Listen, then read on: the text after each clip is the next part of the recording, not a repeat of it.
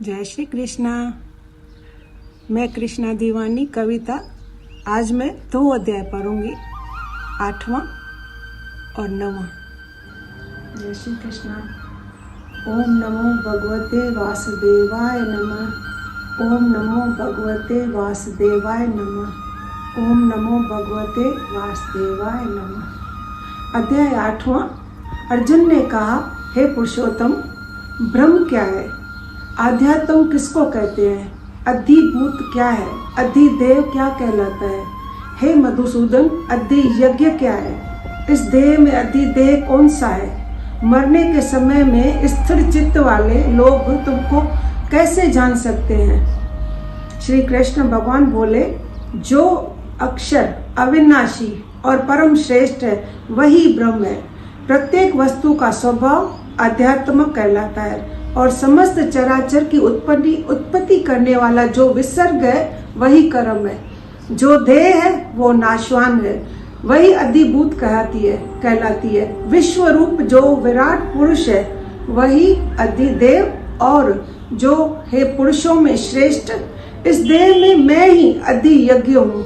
अंत काल में जो मेरा ध्यान करता हुआ शरीर को त्यागता है वह निस्संदेह मेरे स्वरूप को पाता है। हे कुंती पुत्र, अंत समय में मनुष्य जिस वस्तु को स्मरण करता हुआ शरीर त्यागता है वह उसी को ही पाता है। इस कारण तुम सदैव मुझ ही में मन को लगाकर मेरा ही स्मरण करो और लड़ाई करो, तुम निस्संदेह मुझको मिलोगे। हे पार्थ, अभ्यास रूप योग से मुक्त हो दूसरी ओर न जाने वाले मन से सदा चिंतन करता हुआ पुरुष और परम दिव्य पद को ही प्राप्त होता है। अतएव जो अंत समय में मन को एकाग्र करके भक्ति पूर्वक योगाभ्यास के बल से दोनों भावों के मध्य भाग में प्राण को चढ़ाकर सर्वज्ञ अनादि संपूर्ण जगत के नियंता सूक्ष्म से भी सूक्ष्म सबके पोषक अचिंत्य स्वरूप सूर्य के समान प्रकाशवान तमो गुण से रहित परम पुरुष का ध्यान करता है वही उसको मिलता है। वेद के जानने वाले जिसको अक्षर कहते हैं, वीत राग होकर जो सन्यासी जिसमें प्रवेश करते हैं तथा जिसको चाहने वाले ब्रह्मचर्य का आचरण करते हैं उसको परम पद तुमसे संक्षेप में कहता हूँ उनको मिलता है।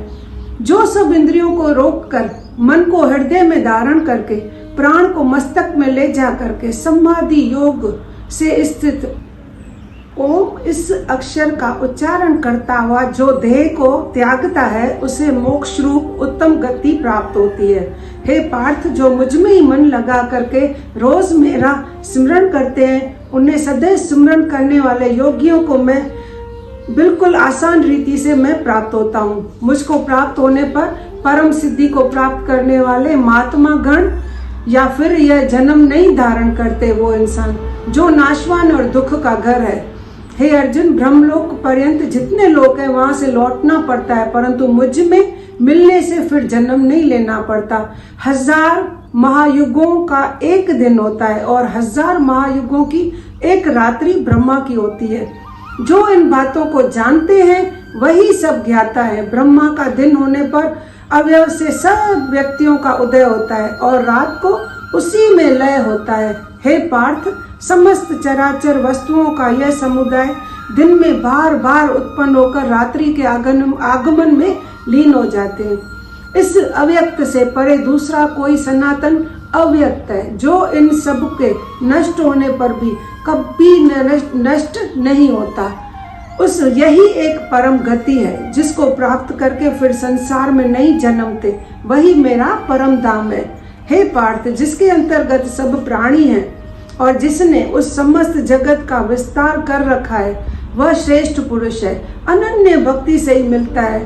हे भारत, जिस काल में योगी जन देह छोड़कर फिर नहीं लौटते हैं और जिस काल में लौट आते हैं वह काल बतलाता हूँ, जिस काल में अग्नि प्रकाश और दिन शुक्ल पक्ष हो।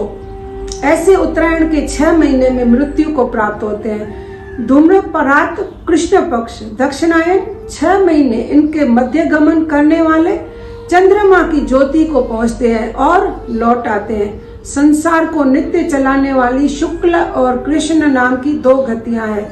एक से आने पर लौटना पड़ता है, दूसरी पर फिर लौटना नहीं होता है। ऐसे हे पार्थ, योगी इन दोनों गतियों के तत्व जानते हैं, इसी से मोह में नहीं पड़ते। अतः हे अर्जुन, तुम सदा से योग युक्त हो।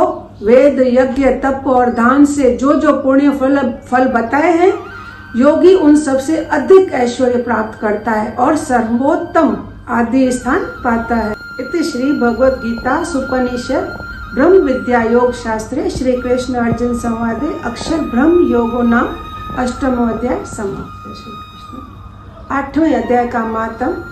श्री नारायण बोले, हे लक्ष्मी, दक्षिण देश में नर्मदा नदी के तट पर एक नगर था। उसमें सुशर्मा नामक एक बड़ा धनवान रहता था। एक दिन उसने एक संत महात्मा से पूछा, ऋषि जी, मेरी संतान नहीं है। तब ऋषिवर ने कहा, तू अश्वमेध यज्ञ कर, बकरा देवी को भेंट चढ़ा, तभी देवी तेरे को पुत्र देगी। तब उसने यज्ञ करने को एक बकरा ले लिया और उसको स्नान करा के मेवा खिलाई और उसको मारने लगा। तब बकरा वह कह करके हंसने लगा। तब ब्राह्मण ने पूछा, बकरे तू क्यों हंसता है? तब बकरे ने कहा, पिछले जन्म में मेरी भी संतान नहीं थी। तब एक ब्राह्मण ने मुझे अश्वमेध यज्ञ करने को कहा था। मैंने भी सारी नगरी में बकरा ढूंढा, परंतु बकरा हाथ न लगा। ढूंढते ढूंढते एक बकरी का बच्चा दूध पीता मिला। उस बच्चे समेत बकरी को मोल ले लिया। तब उसको बकरी के स्तन से छुड़ाकर यज्ञ करने लगा। तब बकरी बोली, हे ब्राह्मण, तू ब्राह्मण नहीं हो जो मेरे पुत्र को होम में देने लगा है। तू महापापी है। क्या कभी सुना है पराये पुत्र को मारने से किसी को पुत्र हुआ है? तू अपनी संतान के लिए मेरे पुत्र को मारता है। वह बकरी बहुत कहती रही, पर मैंने होम कर दिया। तब बकरी ने श्राप दिया, तेरा गला भी इसी भांति कटेगा। ऐसा श्राप देकर वह बकरी तड़प कर मर गई। कुछ समय बाद मेरा भी काल आया। मेरे कर्मों के कारण मुझे नरक की आग में तपाया गया। फिर नरक भोग करके अनेक योनियों में जन्म लेकर के दुख भोगे। अब बकरे का जन्म पाया है। तब मुझे एक बाजीगर ने मोल ले लिया है। अब सुख से जीऊंगा, किंतु तू छुरी लेकर मुझे मारने आया है। तब ब्राह्मण ने कहा, हे बकरे, तुझे भी जान प्यारी है। अब मैं अपने नेत्रों से देखी हुई कहता हूँ। कुरुक्षेत्र के चंद्र सुशर्मा राजा स्नान करने गया। उसने ब्राह्मण से कहा, ग्रहण में क्या दान करूं? उसने कहा, हे राजन, काले पुरुष का दान कर। तब राजा ने काले लोहे का पुरुष बनवाया, नेत्रों की जगह लाल झरवा कर सोने के आभूषण पहनाकर तैयार किया। तब वह काला पुरुष नेत्रों की तब वह काला पुरुष कह करके हंसने लगा। राजा डर गया, ये कोई बड़ा अवगुण है जो लोहे का पुरुष हंसता है। तब उस लोहे के उस काले पुरुष ने ब्राह्मण को कहा, हे ब्राह्मण, मुझे लेगा? तब ब्राह्मण ने कहा, मैंने तेरे सरीखे कई पचाए हैं। तब काले पुरुष ने कहा, तू मुझे बता जिस कारण तूने अनेक दान पचाए हैं। तब विप्र ने कहा, जो गुण मेरे में है सो मैं जानता हूँ। तब वह काला पुरुष कह करके शब्द कर फट गया। उसमें से एक कालिका की मूर्ति निकल आई। तब वह विप्र ने श्री गीता जी के 8वें अध्याय का पाठ किया। उस कालिका की मूर्ति ने सुन करके देह पलटी। जल की अंजलि भर के उस विप्र ने मूर्ति पर जल छिड़का। जल के छिड़कने से तत्काल उसकी देह देवदेही पाई और विमान पर बैठ करके वैकुंठ को गई। तब राजा ने कहा, तुम्हारे में भी कोई ऐसा गुण है जिसके शब्द से मैं इस अधम देह से मुक्ति को पाऊं? तब उस विप्र ने कहा, मैं वेद पाठी हूँ। उस नगर में एक साधु भी गीता पाठी था, जिसके 8वें अध्याय का पाठ सुनकर राजा की देह भी पलटी। तब राजा दिव्य देह पा करके वैकुंठ को गया और कहता गया, हे ब्राह्मण, तू भी गीता का पाठ कर, तुम्हारा भी उद्धार होगा। वह ब्राह्मण भी श्री गीता जी का पाठ करने लगा। तो श्री गीता माता का 8वां अध्याय समाप्त। जय श्री कृष्ण। जय श्री कृष्ण। अभी मैं 9वां अध्याय पढ़ती हूँ। श्री कृष्ण जी बोले, हे अर्जुन, तुम में ईर्ष्या नहीं है, इसलिए यह अति गुप्त शास्त्रीय ज्ञान मैं तुमसे कहता हूँ। इसे जान करके तुम्हारा अशुभ न होगा। यह ज्ञान है जो सब विद्याओं में श्रेष्ठ है और गुप्त है और परम पवित्र, उत्तम और प्रत्यक्ष फल देने वाला धर्म युक्त है। साधन करने में बड़ा सुगम है। हे परतम, इस धर्म पर जो श्रद्धा नहीं रखते वो मुझको नहीं जानते, न मुझे पाते हैं। इस मृत्यु युक्त संसार में बार बार लौटते हैं और अव्यक्त हूँ, मैं अव्यक्त हूँ। मैंने ही यह जगत प्रकट किया है। सब प्राणी मुझ में ही स्थित है, किंतु मैं उनमें नहीं हूँ। मुझ में सब भूत भी नहीं है। मेरा यह ईश्वरीय कर्म देखो, मेरी ही आत्मा सब भूतों का पालन करती हुई नियति नहीं है। जिस प्रकार सर्वत्र बहने वाली हवा समस्त आकाश में व्याप्त है, उसी प्रकार सर्वत्र भूत मुझ में है, ऐसा समझो। हे कौन्ते, सभी जीव कल्प के अंत में मेरी प्रकृति में आकर के मिलते हैं और कल्प के प्रारंभ में उनको फिर मैं उत्पन्न करता हूँ। अपनी प्रकृति का आश्रय लेकर उसके गुण और स्वभाव वाले समस्त भूत वर्ग को मैं बार बार उत्पन्न करता हूँ। हे धनंजय, मेरे ये कर्म मुझे कभी नहीं भांगते, क्योंकि मैं उदासीन की तरह इनमें आसक्त नहीं हूँ। मैं स्थित हूँ। मैं अध्यक्ष होकर के भी प्रकृति द्वारा जगत को मैं उत्पन्न करता हूँ। हे कौन्ते, इसी कारण यह जगत बनता और बिगड़ता रहता है। मूर्ख लोग मेरे परम स्वरूप को नहीं जानते। मैं समस्त चराचर का स्वामी हूँ। जो मुझको मनुष्य जानकर मेरी अवहेलना करते हैं, उनकी आशा व्यर्थ, कर्म निष्फल और ज्ञान निरर्थक, चित्त भ्रष्ट, वो ऐसी आसुरी शक्ति के वश में है जो मोह को उत्पन्न करती है। हे पार्थ, विवेकी जन जो होते हैं, दैवी प्रकृति में वो स्थित होते हैं। वे मुझे संसार का आदि अविनाशी जान करके अनन्य मन से बचते हैं और मेरी भक्ति करते हैं, सदा मेरा कीर्तन करते हैं और भक्ति से उपासना करते हैं। ऐसे विश्व रूप मुझे ही और कोई मुझे अनेक रूप वाला विश्व रूप मानकर ही मेरी उपासना करते हैं। मैं श्रोत यज्ञ हूँ, स्मार्त यज्ञ में भी मैं ही हूँ, पितृ यज्ञ भी मैं ही हूँ, तथा औषधि मंत्र होम का साधन कृत अग्नि और होम भी मैं ही हूँ। इस जगत का माता पिता धारण करता पितामह जानने योग्य पदार्थ ओंकार ऋग्वेद सामवेद और यजुर्वेद भी मैं ही हूँ। गति पालन करता प्रभु साक्षी निवास स्तंभ रक्षक मित्र उत्पन्न करने वाला संहार कारक मारने वाला प्रलय स्थान और अविनाशी बीज भी मैं ही हूँ। मैं सूर्य रूप से तपता हूँ, मैं ही वर्षा को रोकता हूँ, मैं ही वर्षा करता हूँ तथा हे अर्जुन, मैं ही अमृत और मृत्यु भी हूँ तथा सत्य और असत्य भी मैं ही हूँ। तीनों वेदों के ज्ञाता सोम पीने वाले पाप रहित यज्ञ द्वारा मेरी पूजा करके जो स्वर्ग चाहते हैं, जो वो इंद्र के पुण्य लोक में पहुंचकर स्वर्ग में देवताओं के योग्य दिव्य सुख को भोगते हैं और उस विशाल स्वर्ग लोक में सुख भोग करके पुण्य के जब उनके पुण्य खत्म हो जाते हैं, तब वो क्षीण होने पर फिर उसको मृत्यु लोक में ले आते हैं। इस प्रकार तीनों वेदों के यज्ञ आदि धर्मों का पालन करने वाले भोग की इच्छा रखने वालों का आवागमन होता रहता है। जो अनन्य भाव से चिंतन करते हुए मेरी उपासना करते हैं, उन नित्य योगियों के योग क्षेम अर्थात स्थान भोजन से इनकी मैं रक्षा करता हूँ। हे कौन्ते, जो दूसरे देवताओं के भक्त होते हैं, वो श्रद्धा से उन्हें पूजते हैं, वे भी मेरा पूजन करते हैं, परंतु यह पूजन विधि पूर्वक नहीं है।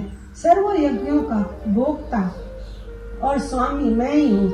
जो मेरे व्रत को नहीं जानते हैं, वो आवागमन से कभी नहीं छूटते हैं। देवताओं के पूजने वाले देवलोक को प्राप्त होते हैं और पितरों के पूजक पितरलोक को पाते हैं। यज्ञ आदि के पुजारी यज्ञ लोक में जाते हैं और मेरा पूजन करने वाले मुझे प्राप्त होते हैं। भक्ति से पत्र पुष्प फल और जल जो मुझको अर्पण करता है, उस शुद्ध अंतःकरण वाले व्यक्ति की भक्ति से दिए हुए पदार्थ को भी मैं भरी प्रसन्नता से ग्रहण करता हूँ।